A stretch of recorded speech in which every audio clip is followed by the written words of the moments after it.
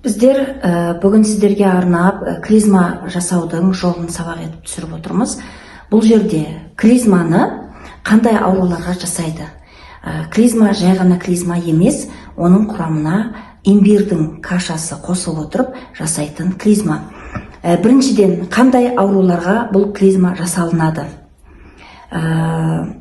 Женскийден ауыратындарға, қуығы ауыратындарға, бүйрек мәселесі барларға, одан кейін ішектерінде мәселесі барларға қуатты көтеру үшін клизма жасалынады.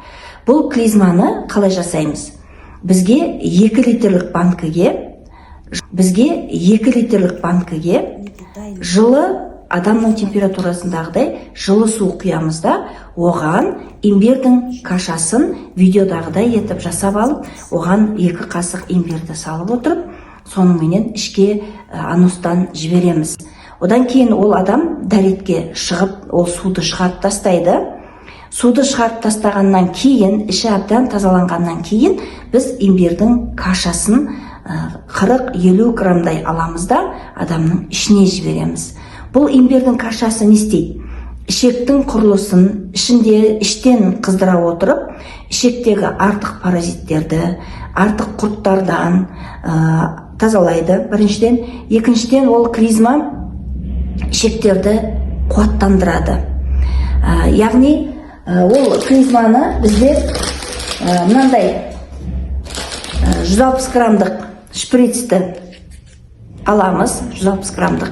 Осы шприцтің 40-50 грамм саламыз да, оны ішке мынандай катетер арқылы ішке жібереміз.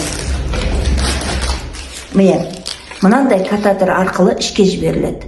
Бұл да аптекаларда сатылады. Бұның размері әртүрлі 24, 26, 28, 30, 32-ге дейін келе береді. Бола береді оны. Соны мына имбирді салып алғаннан кейін, мына неге шлангысын былай шприцті қосамыз да, ішіндегі кашаны анустан ішке жібереміз. Оған мынаның өзіне вазелин жағып аласыздар да, болмаса сұйық май жақсаңыз да болады. Соны мына жерге дейін барынша анустан ішке сұғылады, яғни көтеншектен сұғылады, үлкен дәретке отыратын жерден. Одан кейін барып, ішіндегі кашаны мына шприцке айдалып жіберіледі. Бар болғаны осы ғана, бірақ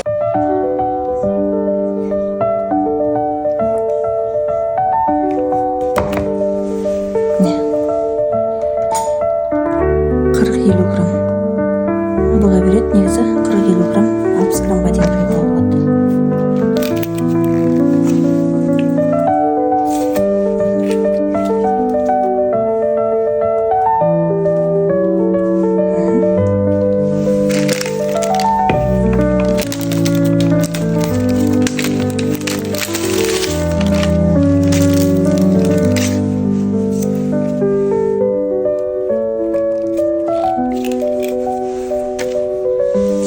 Шunu келтіріп аламыз.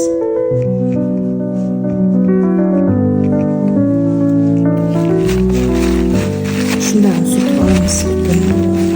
Жаңағы анусқа салып жатқан кезде мына каша ашылып болу үшін сүртіп құрғатып аламыз да, вазелин жағып әрі қарай салатын боламыз.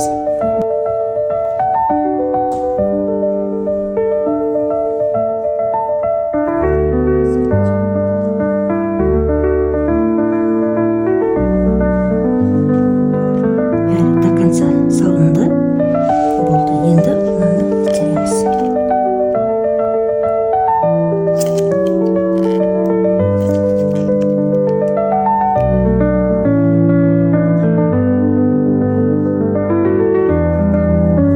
Бұл имбирдің суыменен, имбирдің кашасыменен жұмыс жасау негізінде ешқандай да қиындық туғызбайды.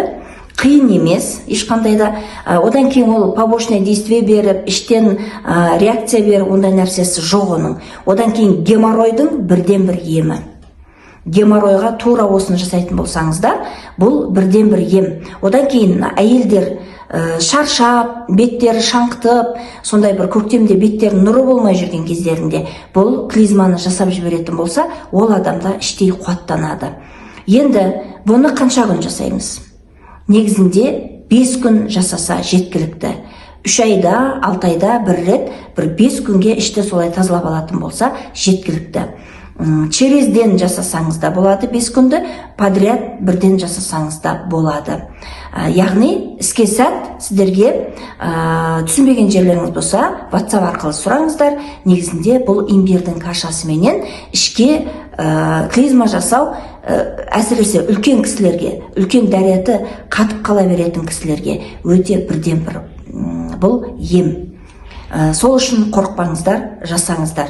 Іштеріңізде құрт болатын болса, іштеріңізде геморрой болатын болса, внутренний ішектің ішінде геморрой болатын болса, бұның барлығына осы бірден бір ем, осы клизма жасау жолы. Имбирдің кашасымен. Енді кез келген имбирдің кашасы деп айта алмаймын.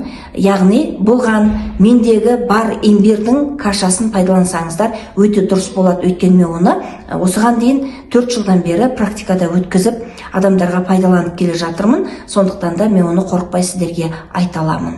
Яғни егерде жасайтын болсаңыздар, маған WhatsApp-қа хабарлассаңыздар, мен сіздерге имбирлеріңізді жеткізіп беремін.